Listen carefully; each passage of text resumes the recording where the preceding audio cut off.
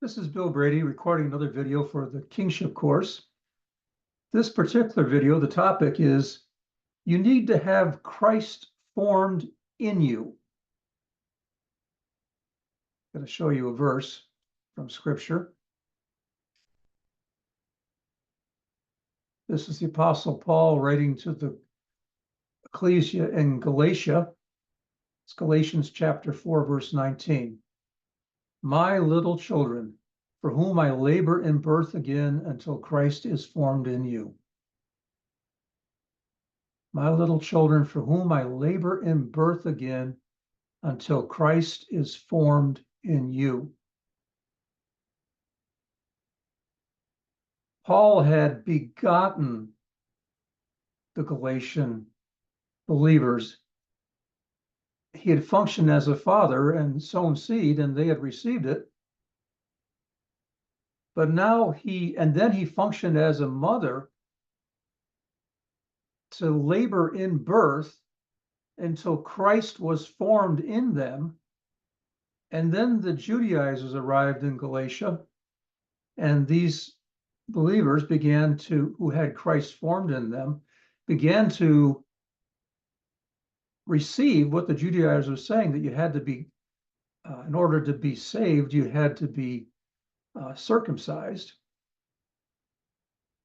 And when they believed that and they received that as truth, which it isn't, then they lost Christ formed in them. Christ was no longer formed in them.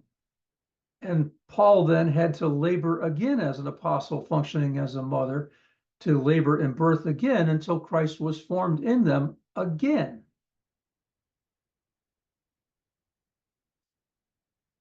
This is one of the functions of an apostle, to labor in birth until Christ is formed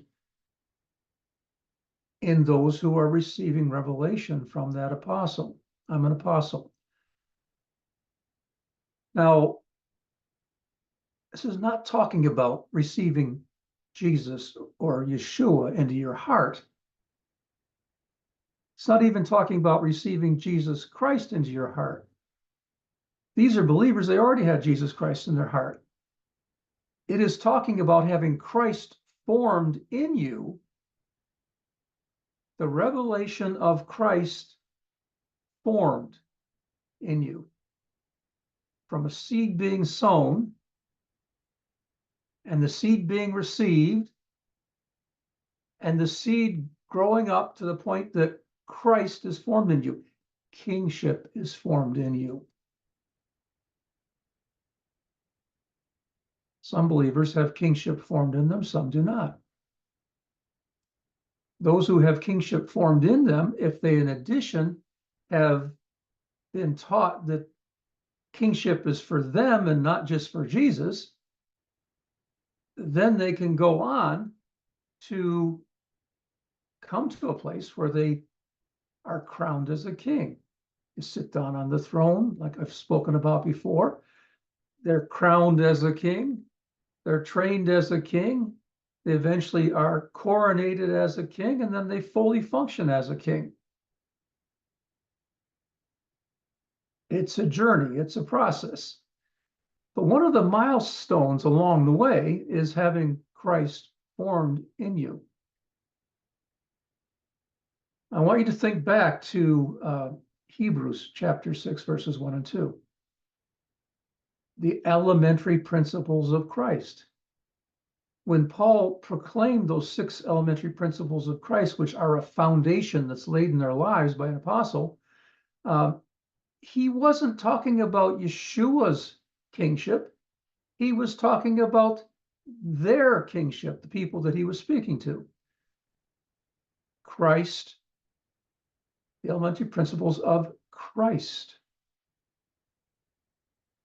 Scripture is going to open up to you, and you're going to see places where Christ is, and you're going to realize it's not just talking about Jesus as the Christ or Jesus Christ. It's talking about your kingship, my kingship, and how to get from here to there.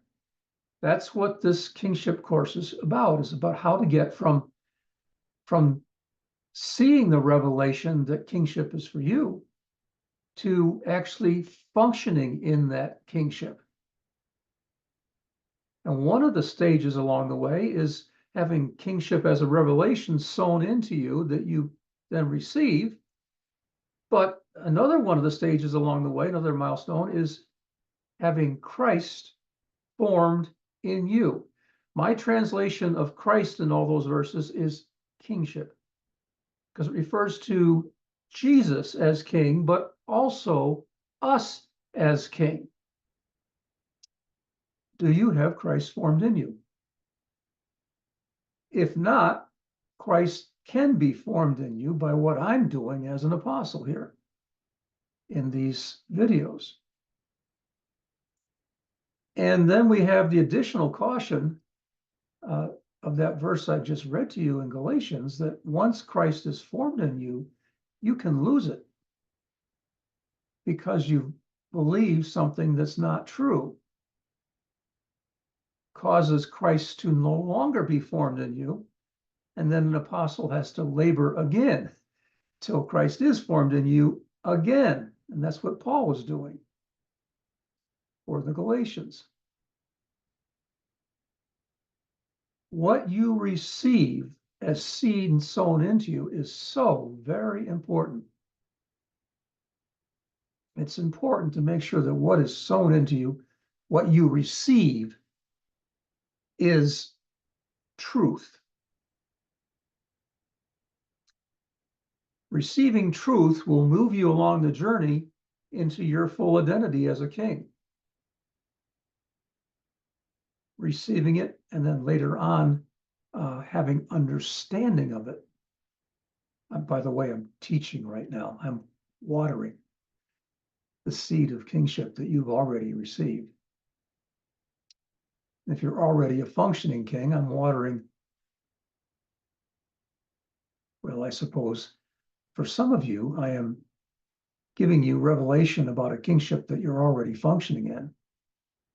For others of you who are an apostle, I'm giving you revelation about how to function as an apostle with respect to kingship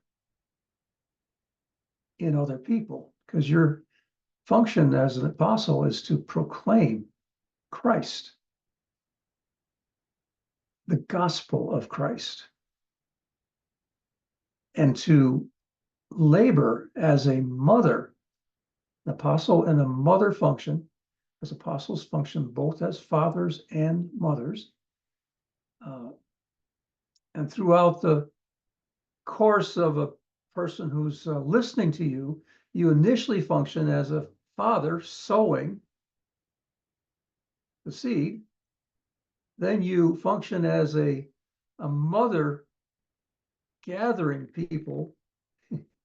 Remember, Jesus said that he longed to gather them like a mother hen gathering her chicks, speaking to Jerusalem, but they wouldn't allow him to.